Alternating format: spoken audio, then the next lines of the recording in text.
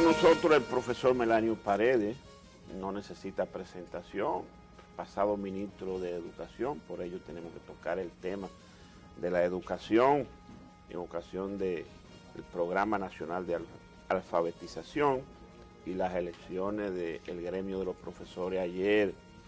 Pero con Melanio se puede hablar de política, hablar de el PLD, las aspiraciones de renovación y sobre todo el tema fundamental, la reforma fiscal. Pasado ministro de Industria y Comercio también. También, sí. Melanio, buenos días, bienvenido. Buenos días, siempre grato conversar con amigos como ustedes y naturalmente con los amigos televidentes. Elija de esos tres temas, ¿por cuál comenzamos? Vamos a comenzar con el tema de la reforma fiscal porque ayer ocurrió algo inusitado, sí. Pienso yo, y que de alguna forma es una piedra en el camino para lograr el consenso necesario y que efectivamente podamos resolver el tema del pacto fiscal como lo ha planteado el presidente Medina.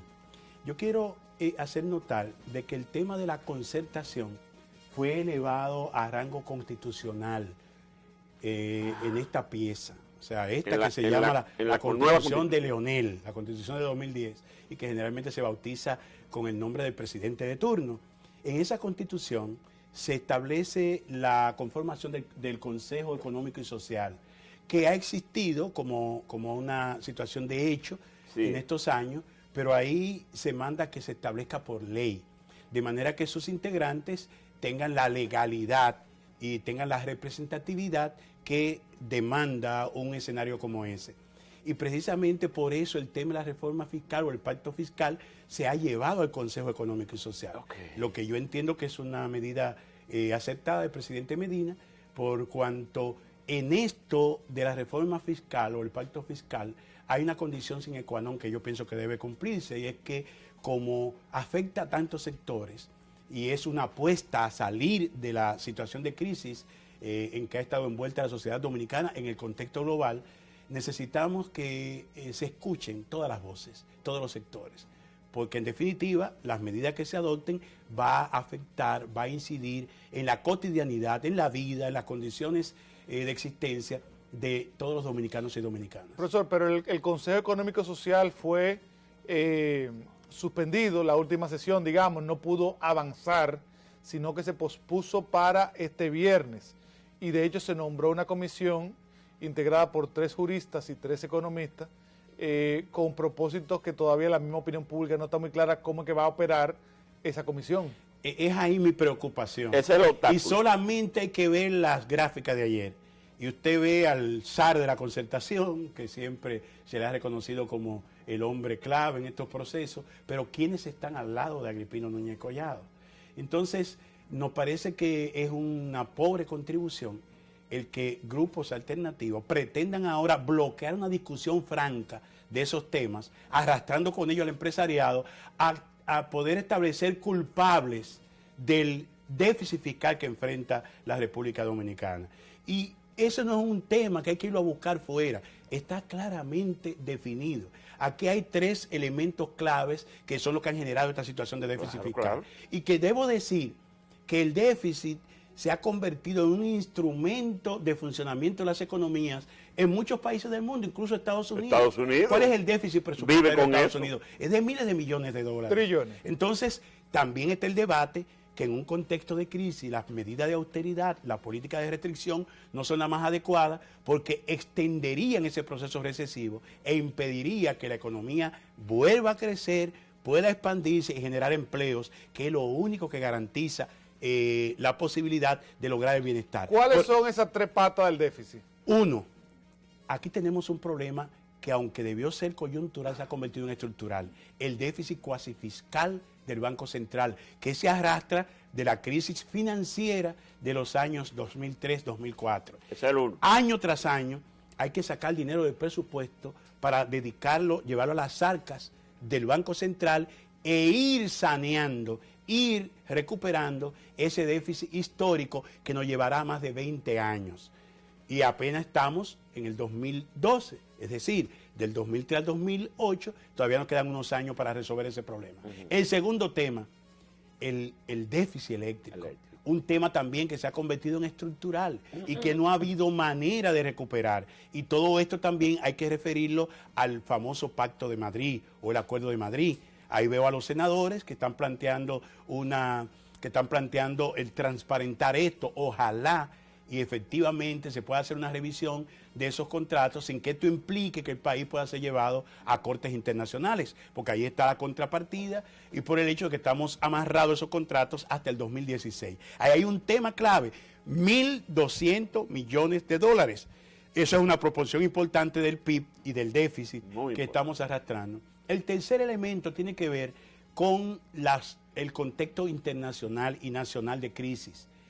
El año pasado, el presidente Fernández lo dijo públicamente y como resultado del acuerdo con el Fondo Monetario Internacional, se sacó de la circulación del circuito económico más de 40.000 millones de pesos. Sí.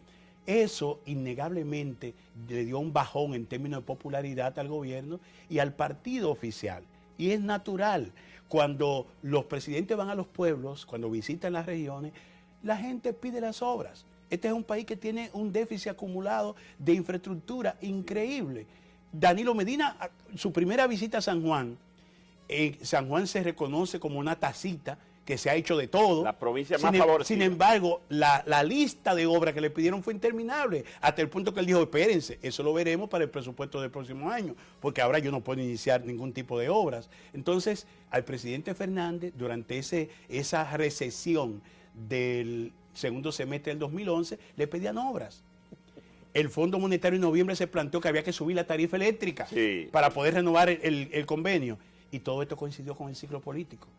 ¿Qué quiere la ciudadanía? ¿Qué quieren nuestros opositores? ¿Que el partido se hiciera harakiri? No, no se fue, se suspendió el acuerdo con el fondo, no se subió la tarifa eléctrica y el primer semestre fue el escenario para la expansión de la economía. Déjelo ahí, Melenio. Usted está sugiriendo entonces que el Consejo Económico y Social se ha politizado en medio de la discusión con la reforma. Un Consejo Económico y Social que requiere la legitimidad que debe darle la ley, que es un mandato constitucional, no puede ser ahora un escenario para ir allí a buscar culpables, buscando cabeza, haciendo imputaciones, porque ahí hay que pensar en el hecho cumplido. Ciertamente, hay tres factores.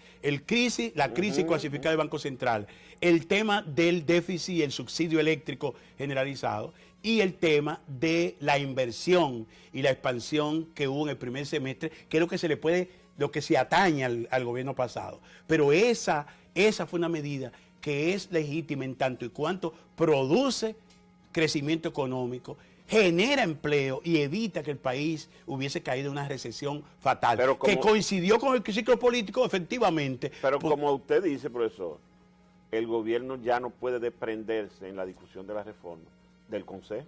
No.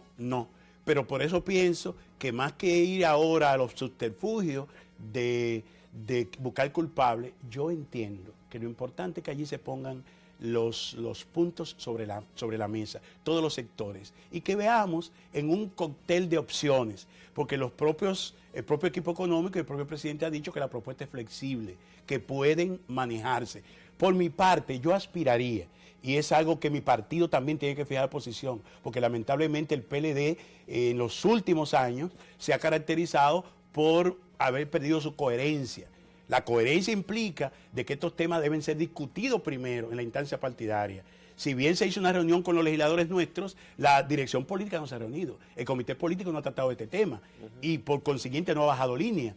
De manera que hablemos el mismo lenguaje. Vayamos a ese escenario con posiciones unificadas. Veamos los puntos de vista y los cuestionamientos que ahora están haciendo públicamente senadores. ¿Por qué? Porque el PLD ha ido perdiendo progresivamente su institucionalidad. Entonces, yo entiendo que efectivamente hay tres elementos fundamentales que hay que tomar en cuenta para la reforma, por un problema hasta de la vocación progresista de nuestro partido. El primer elemento es que la reforma tiene que ser progresiva.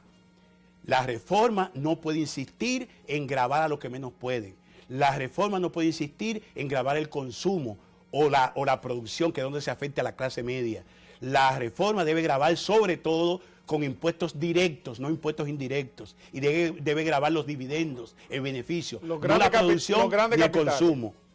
La propiedad inmobiliaria a altos niveles, no la propiedad de la clase media. Entonces, esa progresividad le da un carácter progresista a la reforma, claro. Si queremos que sea, que propenda al bienestar, porque también un punto de partida es para qué yo quiero la reforma. Para tener estabilidad económica, para tener un crecimiento económico empobrecedor que no genere empleo. No, debe ser para generar la riqueza que lleve al bienestar y que mejore las condiciones de vida, las condiciones de existencia de la mayor parte de la población dominicana. El segundo elemento es que debe procurarse mayor consenso, lo que no implica unanimidad.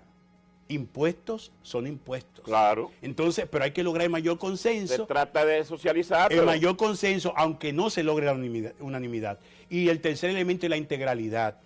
No puede la reforma sustentarse en parches. No podemos hacer reforma que implique subir el ITEVI ahora y desmontarlo 2 años después. Ahí hay discrecionalidad y ahí hay improvisación. La reforma tiene que ser el resultado de un pacto. Y como los opositores, y hay sectores sensatos que han pedido un tema de racionalidad del gasto, por eso es fiscal y no tributaria. Debe ser un pacto fiscal para que incluya una racionalidad del gasto. Yo pienso que el presidente Medina ha planteado iniciativas como la de transferir a Promese toda la compra de los bienes y los medicamentos de salud pública. Esa es una medida de racionalidad del gasto. La eliminación de una serie de instituciones ya que se superponen, también una medida de racionalidad del gasto. Se ha pedido que vayamos a otras. Yo digo que sí.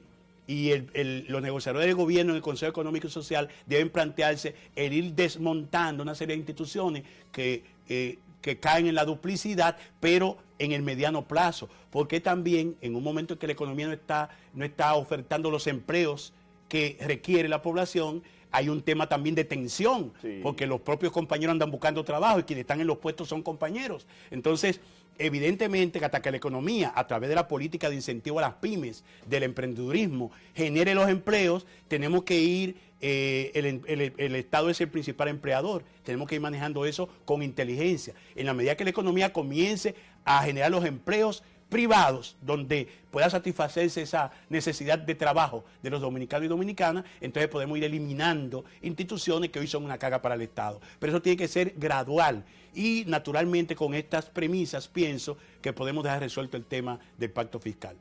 Bueno. Profesor, hablemos un poquito de política. Usted mencionaba, a propósito de la reforma fiscal, los cambios que está viendo en el PLD en materia de la discusión de este tema, pero ¿cómo usted lo enfocaría desde una óptica más abierta? ¿Qué está pasando en el PLD? ¿Está funcionando? ¿Para qué debe servir el partido político, por ejemplo, con el tema de alfabetización, en sentido general? Efectivamente, cuando yo hablo de que este es el mejor aporte que dejó el presidente Fernández y su gestión al país, esta Constitución, y lo escribió esta semana en un artículo la vicepresidenta, sí, que llamamos primera dama. Sí, cuando habla de que esta Constitución plantea el tránsito de la democracia representativa, la lamentada representativa, como decía don Juan, a la democracia participativa. Naturalmente que para que esa democracia sea plena, debemos tener un partido de gobierno que esté a la altura de esas reformas y tener una oposición también que esté a la altura. Ahora, a nosotros, al Partido de la Liberación Dominicana, no le cabe dar el mal ejemplo, tiene que dar el buen ejemplo. Nosotros tenemos que avanzar a pesar de la oposición que tenemos. Y esa Constitución, en su artículo 216, plantea los derechos políticos y plantea que el funcionamiento de las agrupaciones políticas debe regirse por una ley. Esa ley tiene 11 años debatiéndose en el Congreso Nacional. La de partido. La ley de partidos políticos, y no hay manera de que se apruebe. La última propuesta fue presentada por la Junta Central Electoral en junio del año pasado. Sí. Ya tiene 15 meses. ¿Ah? Y el Partido Reformista Social Cristiano, yo le he dado seguimiento, presentó unas reformas mínimas al proyecto de la Junta a través del diputado Máximo Castro Silverio. Lo conozco porque fuimos diputados juntos del 90 al 94. Es el más viejo. Es el decano de los diputados reformistas. Lo que hace pensar que es la posición del Partido Reformista. Sí, sí. Miguel Vargas Maldonado ha andado con esta reforma debajo del brazo, visitando todos los altares. Sí.